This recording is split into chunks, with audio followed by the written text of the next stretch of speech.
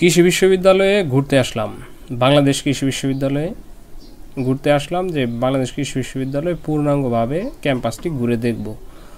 অনেকবারই এসেছি, তবে এবারের উদ্দেশ্যটা একটু ভিন্ন। অন্যান্যবার আসি জববারের মোড়ে খাইতে, ময়মনসিংহে আসলে যে এখান থেকে খেয়ে তারপর চলে যাব আর কি।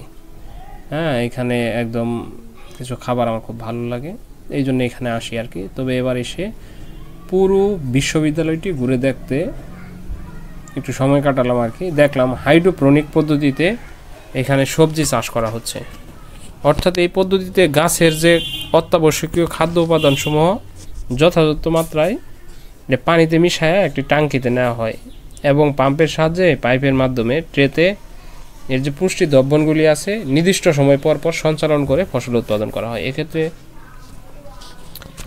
প্রতিদিনই প্রায় 7-8 ঘন্টা পাম্পের সাহায্যে এই সঞ্চালন প্রক্রিয়া চালু রাখা হয় আর কি। এটা আমরা কিন্তু এখানে ভিডিওতে দেখতে পাচ্ছি। এখানে অনেকগুলি হাইড্রোপনিক পদ্ধতির ড্রাম ব্যবহার করা হয়েছে। এই ড্রামগুলি থেকে এই যে আমরা বিভিন্ন ধরনের সবজি উৎপাদন করা হয়েছে এখানে। হ্যাঁ, এই পদ্ধতিটি এখানে খুব সুন্দর করে দেওয়া আছে। তো এইখানে আমরা এইভাবে যারা ছাদে মাটি নাই, শহরে যেখানে মাটি ছাড়া আমরা এই পদ্ধতিতে সবজি উৎপাদন করতে পারি আর কি।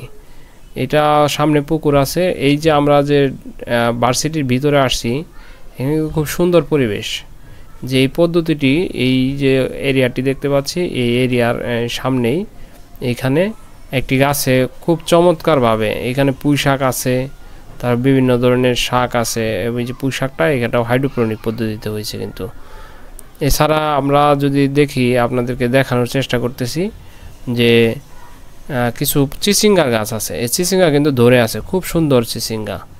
হ্যাঁ, এই যে চিচিঙ্গাগুলি কিন্তু একদম বোঝার উপায় নাই যে এটা মাটির দিয়ে হয়েছে না পানিতে হয়েছে। আসলে পাথরেও যে ফুল ফোটানো যায়, এটা কিন্তু তার প্রমাণ। এখানে আমরা এই যে দেখতেছি চিচিঙ্গাগুলি এখানে হাইড্রোপনিক পদ্ধতিতে চাষ করা হয়েছে।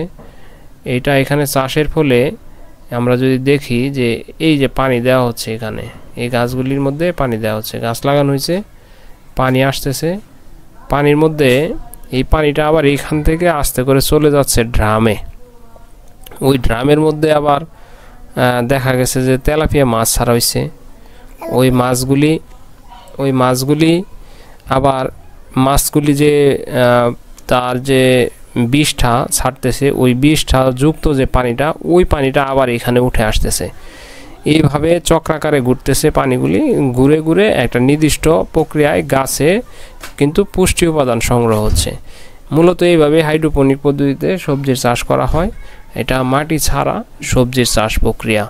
তো এই প্রক্রিয়ায় যদি কেউ চাষ করতে চান, তাহলে এই যে পাইপটা আমরা দেখতে পাচ্ছি এখানে, এই পাইপটার সাহায্যে এখান থেকে পানি আবার বের হয়ে যাচ্ছে, বের হয়ে এই যে ড্রামের ভিতরে যাচ্ছে আর কি।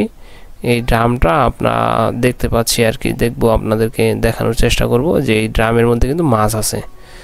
এই যে মাছ, এই মাছগুলি মূলত এখান থেকে, হ্যাঁ, মাছগুলি বড় হচ্ছে এবং মাছগুলি এখানে বিষটা ছাড়তেছে, এইভাবেই বড় হচ্ছে আর কি। ধন্যবাদ সবাইকে।